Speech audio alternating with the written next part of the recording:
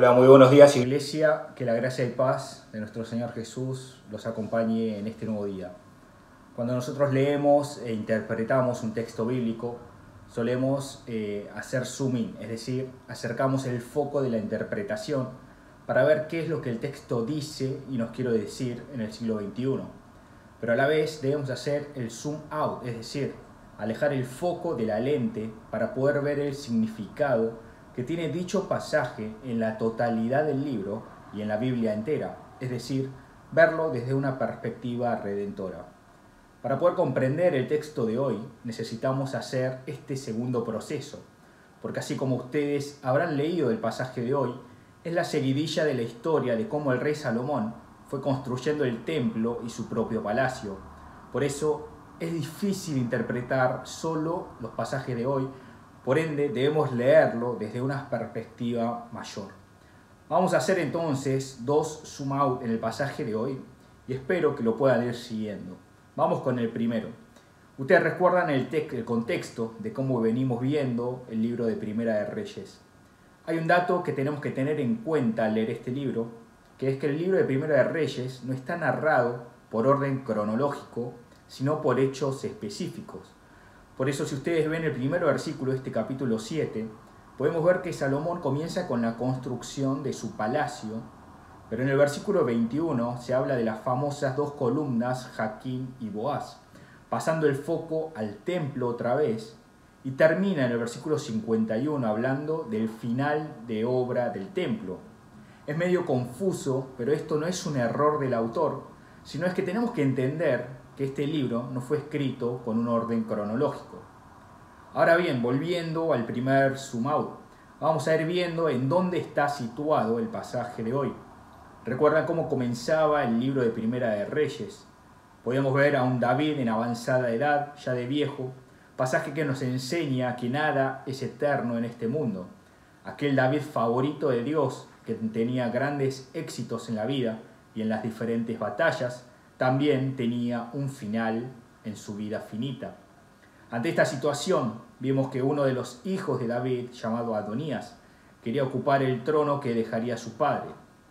Externamente, por cualidades propias, él era el indicado para poder ocupar el trono. Pero ¿qué hace el rey David? Llama a otro hijo, llama a Salomón, para que sea el próximo rey de Israel. Así vimos la semana pasada que el rey David dejó a su hijo Salomón dos secretos para el éxito, recuerdan. La primera tenía que ver con la relación vertical con Dios, de cuidar sus mandamientos, y la segunda de una perspectiva horizontal, que era recordar a aquellas personas quienes ayudaron a David en momentos de crisis. Así Salomón se convirtió en rey de todo Israel, y al asumir como rey, Salomón dice que era como un joven, un niño, que necesitaba de la ayuda y guía de Dios. Dios se le aparece en un sueño y le pregunta qué es lo que quería, y qué responde el rey Salomón. Pidió un corazón que sepa escuchar para poder gobernar un pueblo tan grande como Israel. ¿Y qué le responde Dios? En el versículo 12, le dio un corazón sabio y entendido. En otras palabras, podemos ver que sabiduría es sinónimo de un corazón que escucha a Dios. Cuando nosotros pedimos sabiduría y discernimiento a Dios, esto no consiste únicamente en un conocimiento secular excelente, sino un corazón para poder escuchar y obedecer las palabras de Dios. Como sigue Primera de Reyes, Salomón elige a sus ministros, poniendo en primer lugar al sacerdote Asari. Vimos que a diferencia del rey David, quien había puesto en primera fila a Joab, que era jefe del ejército, Salomón pone a Asaria, quien era sacerdote, dando a conocer otra vez la centralidad de su corazón. Quería un reinado teocéntrico con el templo en el centro. ¿Por qué es esto? Porque en el templo estaba la presencia de Dios. Luego, desde el capítulo 5 y 6, el rey Salomón comienza con los preparativos y la construcción del templo. Vimos que construyó primero el templo de Dios y luego su propio palacio. Podemos ver otra vez el corazón dirigido hacia Dios de Salomón. Y ante todas estas construcciones del templo y su palacio aparece el pasaje de hoy. Entonces hagamos el segundo zoom out más grande para poder entender el pasaje en la totalidad de la Biblia. ¿Qué construyó Salomón con toda su sabiduría y fuerza? El templo de Dios. Este es el término central de este segundo sumau. Dios cumplió con el pacto con Abraham, luego vio a Israel el éxodo, dándoles como regalo el tabernáculo. Este tabernáculo simbolizaba la presencia de Dios, pero el tabernáculo era móvil y temporal para la vida en el desierto. Luego del libro de Josué con la conquista de la tierra prometida, hasta el capítulo 4 de Primera de Reyes, podemos ver la providencia por parte de Dios hasta la construcción del mismísimo templo. Tanto en el tabernáculo como en el templo tenían un punto en común: la presencia de Dios. Dios estaba en medio de su pueblo. Salomón conocía muy bien esta verdad, por eso puso toda su atención en llevar un reinado teocéntrico. La vida cristiana consiste en la comunión diaria con Dios. Luego de la desobediencia de Adán y Eva en Génesis, se había corrompido esta relación, la comunión entre ambos. Luego Dios eligió a Abraham y le prometió la tierra y las generaciones como la arena del mar y la estrella del cielo. Estuvo con el pueblo en el desierto con el tabernáculo y luego en Israel mediante el templo. Dios quería que su pueblo esté en comunión constante con él.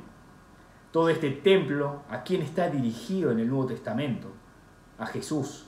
Jesús vino a este mundo para estar con sus hijos. Donde 2 o 3 estén reunidos en mi nombre, yo estaré entre ellos, dice Mateo. El Jesús de Emmanuel vino para estar junto a nosotros.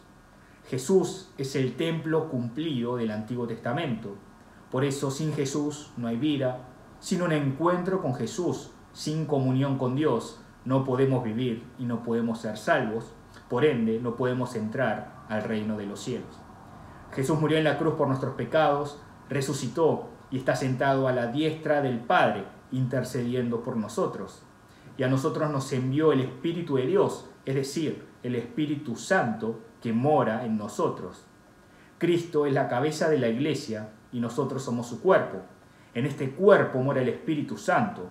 Por eso ahora nosotros conformamos el templo de Dios. Debemos mantener una comunión diaria con nuestro Dios. Viendo la importancia del templo en el pasaje de hoy, debemos aprender, y quiero cerrar, con 2 actitudes que debemos llevar en nuestra vida cristiana espiritual. En primer lugar, debemos vivir vidas teocéntricas, poner a Dios primero sobre todas las cosas. Dios debe ser el centro de nuestras vidas y el comienzo de todos nuestros pensamientos y actos.